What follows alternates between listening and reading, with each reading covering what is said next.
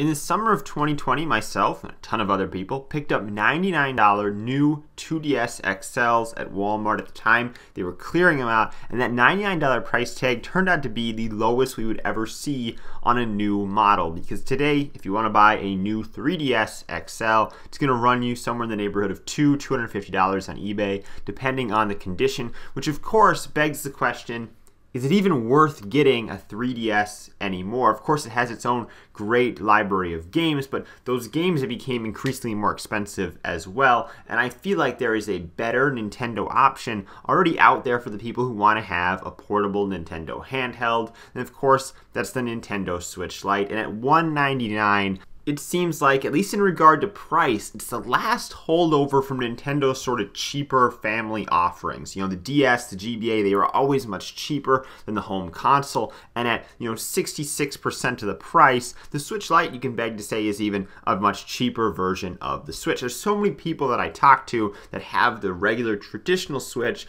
and they find themselves using it solely in handheld mode. And I understand that the OLED model came out. That looks great in handheld mode. It's the OLED, but it's nearly twice the price of the Switch Lite just to get that better screen if you are somebody that plays primarily in handheld mode. The Switch Lite also is a system that can still play physical games. I know that the Xbox Series S is a very discounted console at $300, but the small storage size and the lack of physical games really does make the Switch Lite be a more attractive offer for people who are looking for something that they can play on the go, play portably. And if you don't have any sort of Switch system yourself and you want to play one portably, I think after some time using a traditional Switch portably, you'll realize that it feels very fragile. I don't feel comfortable really taking mine out places. I just kind of play it at home if I'm going to play it in handheld mode, because the way the Joy-Cons lock onto the actual tablet part just doesn't really feel secure enough for me. It's not one piece. Obviously, the Joy-Cons detach, but you can really tell that it's not one piece in the way they kind of shimmy and just feel like, well, if you pulled it a little bit too hard, maybe you just snap the whole rail off. I know that the primary audience that watches my channel today are about 20 to 35-year-old males, and many of them probably are a bit busier than they were back in their teens. You have a job, a commute, maybe kids. All of this makes it be much more difficult to sit down in front of your TV and actually play a game. And those kids actually, I think, play an important role in the Switch Lite idea. I mean, obviously, if you had a proper Switch, you could play it on the TV. You could do multiplayer, something you can't do on the Switch Lite. But the reality of it is, this system is much easier to give to a child. It's much more sturdy. And I think that the different profiles that you can have on the Switch really helps keep track of, who's actually playing.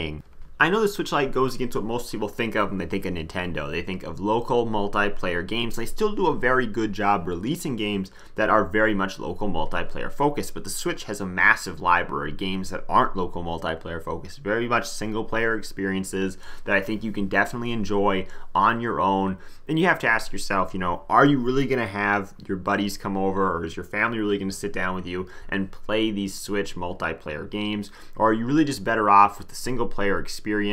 Yes, they have the $50, N64 multiplayer tier now, but you can still play online with the system for $20. So if you want to play Mario Kart with other people, that aren't in your same household, you can do that for $20 a year, which obviously is a fantastic value compared to what you pay for other online services. Now, Nintendo's not giving you free games every month like Microsoft or PlayStation is, but that's beside the point.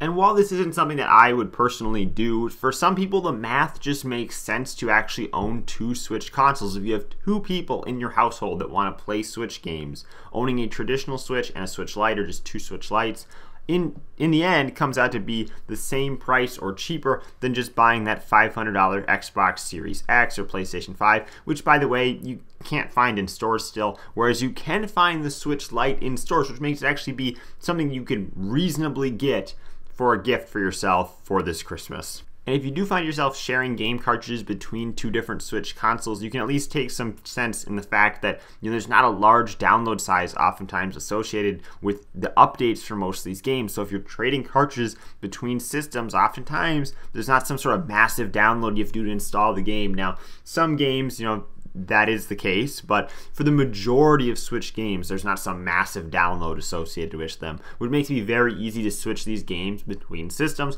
borrow them to your friends, and whatnot. So at a $200 price tag, the value for the system that you're getting and the massive library you'll have access to, a library that's been out, for like 4 years now, which as a result has caused many of these third-party games to go down in price.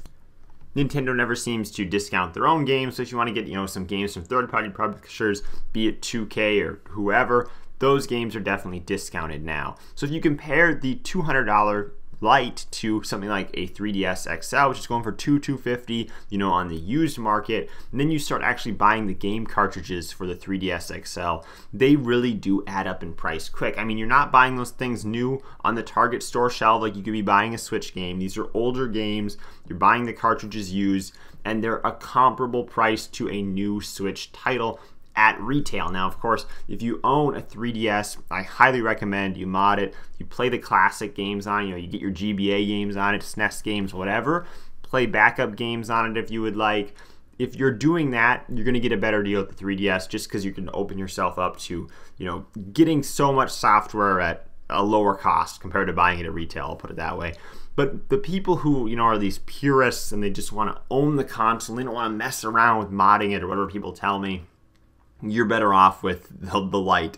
If you're gonna not mess around with modding the console, I don't think it's really financially sound to purchase a 3DS XL today. It just doesn't really make sense to pay those premiums for a used system, used games when, well, for one, you don't really have to, and for two, there's a modern console that's playing current games that are still being released for it, that you can purchase the console at a comparable price, if not maybe even cheaper than that 3DS XL. So the Switch Lite, which is something that you can actually find on store shelves in many areas this year, is definitely something that would make probably a great gift for yourself if you have some Christmas money you want to spend. And maybe you haven't owned a Nintendo console in a long time. This is a cheap way to get into it, and maybe there's a few specific games you want to play. Maybe you aren't sure if you want to get the online membership, you're on the fence if you'll actually play this online. Well, if you don't have, a more modern computer or another gaming console that you can play something like, say, Rocket League on, this is a system that you can play Rocket League on, and since it's a free-to-play game, any free-to-play games you play on the Nintendo Switch, you can play online for free even without the membership. So it's going to give you access to some online gaming that maybe, some people otherwise don't have. Maybe the newest console you own is a 360 or a PS3, and you don't really play that online anymore because most of the games, the servers are dead. This is a cheap way to get into some online gaming, whereas if you didn't own a nicer PC, you wouldn't be able to do that on there either. So thank you guys for watching. I'm Bailey, and I will see you in the next video.